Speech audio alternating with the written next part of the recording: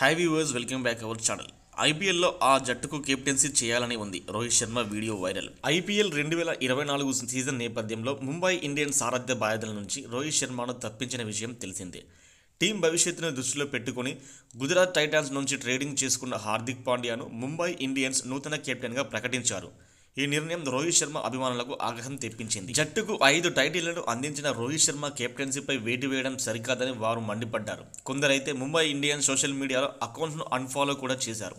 ఈ నిర్ణయం వెలువడిన గంట వ్యవధిలోనే ముంబై ఇండియన్స్ 5 నుంచి 10 లక్షల ఫాలోవర్లను కోల్పోయింది. ఇక రోహిత్ శర్మ సైతం ముంబై ఇండియన్స్ మేనేజ్మెంట్ తీసుకున్న ఈ నిర్ణయం పట్ల అసంతృప్తిగా ఉన్నట్టు వార్తలు వచ్చాయి.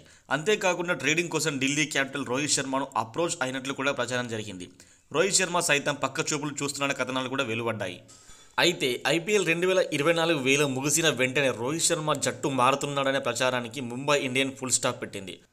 రోహిత్ శర్మతో పాటు మరే సీనియర్ ప్లేయర్ కూడా ముంబై ఇండియన్స్ను వీడటం లేదని స్పష్టం చేసింది. కానీ ఐపీఎల్ 2024 వేల ముగియడంతో ట్రేడింగ్ విండో మళ్లీ ఓపెన్ అయింది. ఫిబ్రవరి 22 వరకు ఆటగాళ్లను ట్రేడింగ్ చేసుకునే వెసులుబాటును బీసీసీఐ కల్పించింది. దాంతో ఆయా జట్లలో చాలా మార్పులు జరిగే అవకాశాలు ఉన్నాయని క్రికెట్ విశ్లేషకులు అభిప్రాయపడుతున్నారు. ఈ క్రమంలోనే జట్టు మార్పు గురించి రోహిత్ శర్మ మాట్లాడిన ఒక పాత వీడియో ప్రస్తుతం వైరల్గా మారింది.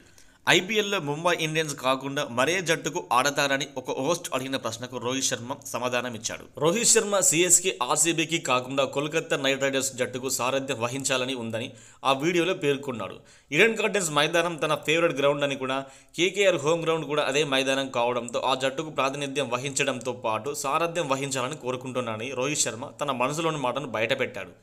ముంబై ఇండియన్స్కి కాకుండా వేరే జట్టుకు ఆడాలంటే కేకేఆర్ను ఎంచుకుంటా, ఎందుకంటే ఈడెన్ గార్డెన్స్ నా ఫేవరెట్ గ్రౌండ్, అందుకే కేకేఆర్కు ఆడాలనుకుంటున్నా అని ఆ వీడియోలో రోహిత్ శర్మ చెప్పుకొచ్చాడు.